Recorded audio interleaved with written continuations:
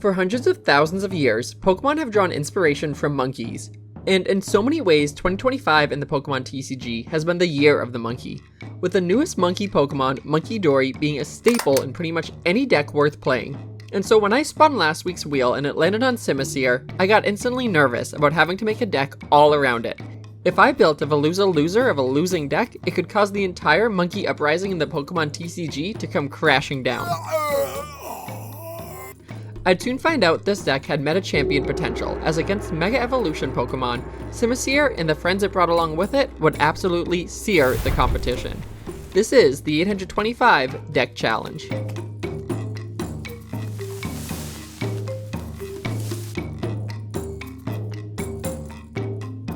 Let's quickly go over the deck's build before jumping into showcasing how it plays. And I can't really talk about the star of the deck without its synergy companions. Here's Simisear, Simisage, and Simipour. And you're gonna get Sima-sick of me saying Sima in this episode. I'm sorry.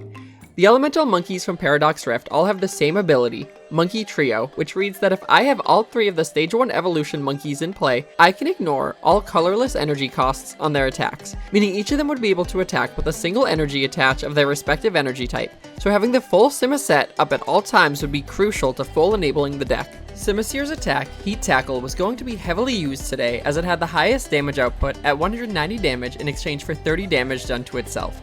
Simisage's attack, Arm Thrust Needle, which sounds so horribly painful by the way, does 100 damage and then turns into Cornerstone Ogerpon, unable to be damaged via attacks by Pokemon with abilities on the opponent's next turn. Simipour's attack does spread damage, but I would opt to not run any water energy today, so that attack wouldn't be seen. Total, I'd be running 4 of the Simisears, 2 of the Simisages, and 2 of the Simipour lines. To help prop up, buy time, or get me out of a bad situation, I was bringing along 3 very meta-relevant Pokemon. Budew to free damage item lock in the early game, Fezandipiti to retrieve cards after knockout, and Bloodmoon Ursaluna for a late game free or low energy cost attacker. Then for trainers, a huge focus would be getting my bench set up with basic monkeys and then consistently finding the evolutions and energy. So I was able to bring to the table Artazon, Ultra Balls, Buddy-Buddies, Hilda, Arven, Earthen Vessel, the new Lillie's Determination to get me 8 cards in the early game, and Iono. Ace pick of choice today was Hyper Aroma, which lets me take 3 Stage 1 Pokemon cards from my deck and put them into my hand, meaning if I could get the basics out turn 1, a turn 3 Hyper Aroma would get things accelerated very quickly. There are 2 more obscure trainer cards I want to highlight real quick. The first of which is the Stadium Mesagoza. Mesagoza lets you flip a coin, and if you get heads, you can search your deck for a Pokemon and put it into your hand. Not the most efficient, but having a coin flip as an additional option to get the exact elemental evolution here could save me some trouble. Then the other card I want to highlight is Ignition Energy. I was just running 1 in the deck, but it would enable my monkeys to attack in combination with a single basic energy card, no matter how many other Stage 1 monkeys I had out. Mela was also here, a fire supporter I grew very fond of with Scovillain due to the free energy attached from discard and hand draw. Lastly, especially with the lower damage output, the Gust Up through Counter Catcher and Boss's Orders were essential to total monkey mayhem. And this was the Monkey Destruction box. Simple and synergized. It was time to test out the deck and get a feel for it.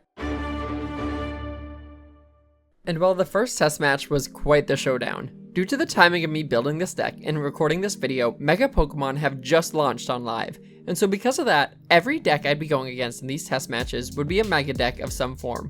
And this one was against Mega Absol, and on their first turn they had Precious Trolley in hand, so they would get set up very quickly.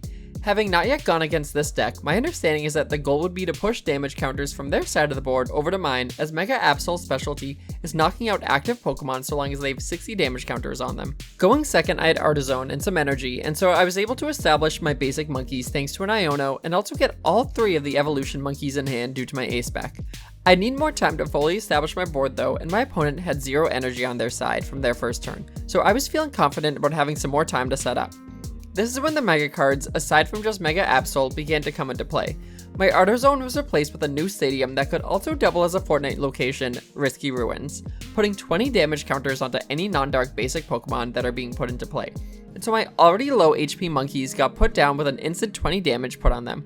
Additionally, my opponent's next turn, they pulled back Absol and put up the new Spiritomb, whose ability places a damage counter onto your opponent's active Pokemon when your active dark Pokemon gets damaged by an attack. So damage counters were going to be quickly racking up. Still learning these cards and how it all fits together, I had a really funny mistake where I called on to my Budew to give some item lock and perhaps help give me another turn to set up. but it was hilariously given 2 damage counters upon being placed on my bench, and then knocked out upon itchy pollinating the Spiritomb due to the Spiritomb's ability.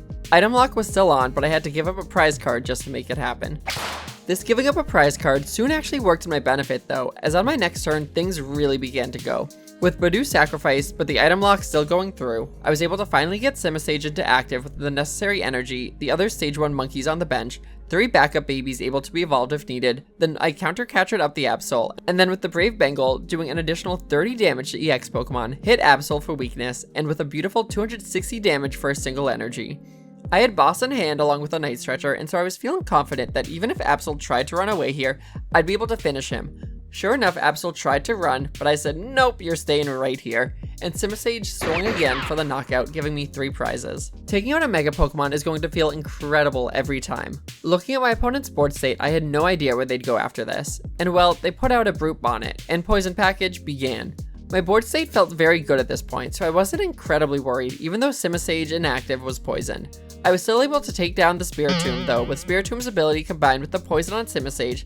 Simisage also got taken out during Pokemon Checkup, putting my opponent now at 4 prizes and me at 2. I put up a Pansear to sacrifice, and the poison package got even worse, as the baby Peckrunt came out into active, and due to the damage from Risky Ruins earlier, Pansear also fell victim to the poison. The momentum was very quickly shifting, and I was actually a bit panicked. I had Fezandipiti and Bloodmoon in hand, but unfortunately due to the knockouts happening during checkup with poison, Fezandipiti's ability wouldn't be triggered. I had a Simisear with the fire energy, but desperately needed a Simisage that Simisear would be able to attack, and the Mesagoza that I drew into flipped tails sadly, not letting me search out the Simisage. Not wanting to lose access to the Bloodmoon, I benched it. I also really should have placed the fire energy onto it, and this would definitely come back to bite me. Then I Iono'd for just 2 cards. The Mela here was useless. Obviously I had just used a supporter, but even without that, the ability still wouldn't have procced for the same reason that Fezandipiti's wasn't. I wasn't dying on my opponent's turn, I was dying during checkup. My last hope here was really Bloodmoon Ursaluna. I also made a hilariously boneheaded decision, not wanting my opponent to have access to the Mesagoza, and now that I had shifted into Bloodmoon Ursaluna and was no longer caring about which monkeys I pulled, I put the 3rd and final stadium in my deck, Team Rocket's Watchtower, out, which nullifies my Bloodmoon Ursaluna's ability, essentially sending me to the grave. So this loss was a series of bad decisions on my part, not me playing at my peak, still figuring out my deck, and not fully knowing the cards I was up against either. That 3-card knockout, though, felt very good. It occurred to me that the benefit of having both grass and fire attackers with viable attacks could allow me to prioritize different Pokemon in each matchup. My second test match was Dead Draw City for me, with the Solrock Lunatone combo hitting me for the perfect 70. I was able to get Simisage to take out the Solrock, but at that point they'd taken out too much of what I was trying to set up, and so they just quickly finished me off.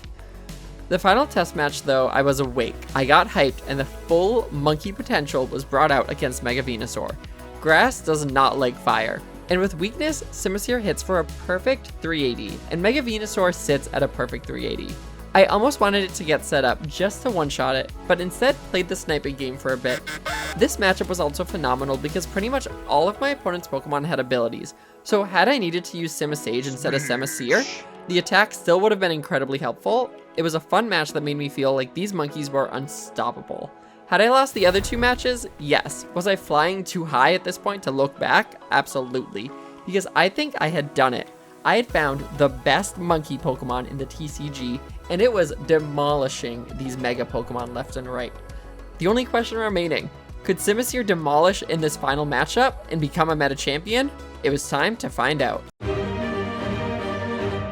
I have never felt my hype die faster than when my opponent mulliganed and I looked directly at a Frostlass. All 3 elemental monkeys have 100 HP and abilities, but I also need all 3 Pokemon out in order for any of them to attack. This was going to be miserable. Not a 3-prize Mega in sight, just the creature I just insulted and put down, Monkey Dory, staring straight at my Panpour. I went first and had a solid turn 1 draw into Buddy-Buddy Poffin to get all 3 basic Pokemon out. The difficult piece though was going to be getting either Simisear or Simisage into active on my next turn. My opponent had a crazy turn too. With Secret Box and starting hand, they were off to the races, and with the full deck revealed, it's what I had assumed, Grimmsnarl EX. I was nervous, but Simisage had some potential against this deck, both due to weakness and not being affected by Pokemon with abilities, which Grimmsnarl has. I began to clear out my hand using the Ultra Ball, bumping their Spikemouth gym for Watchtower just to get Spikemouth gym out of play. I was going to be using Lillie's Determination to give me 8 fresh cards. I attached the Ignition Energy to Simisear with the hopes that I'd draw into an Air Balloon to pull back Simipour, but with 8 fresh cards, sadly, no dice, and Simipour was stuck inactive. This was a recipe for disaster. Yes, I now had 2 of the 3 Stage 1 monkeys set up, but with me only running 2 of the Simipour line, losing Simipour on this next turn could be awful. To no surprise, Grimmsnarl punked himself right up on the next turn with 2 Dark Energy attached to itself, and the deck was off to the races, bossing up my Simisear, which was not ideal but the most preferable takedown, and then placed a 30 damage onto Pansage.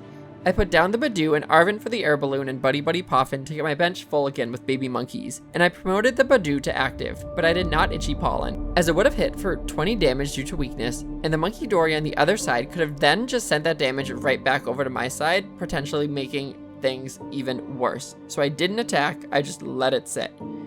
As predicted, Grimmothy snarled out Budew and then placed the 30 damage onto Pansage, putting it at just 10 HP remaining. On this turn, I would have to use Pansage to attack, but I would still need Grass Energy and Simisage itself to be able to do that.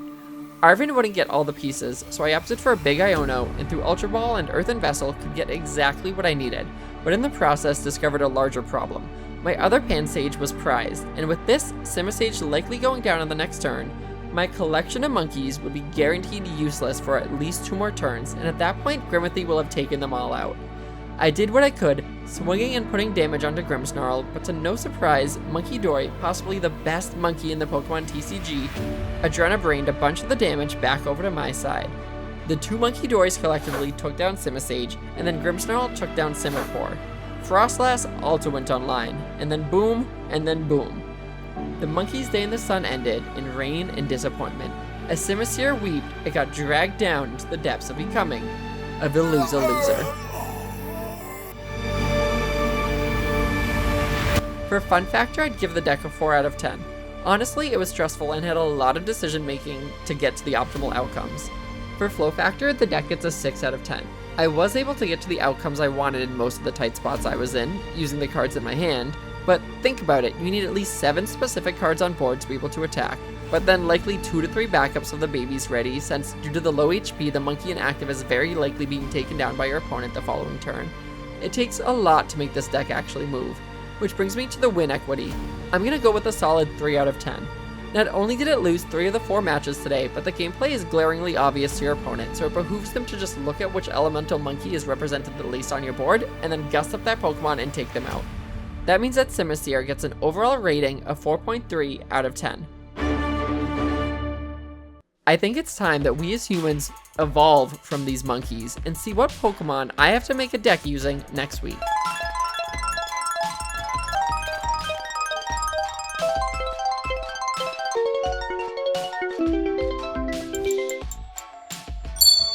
Spidops.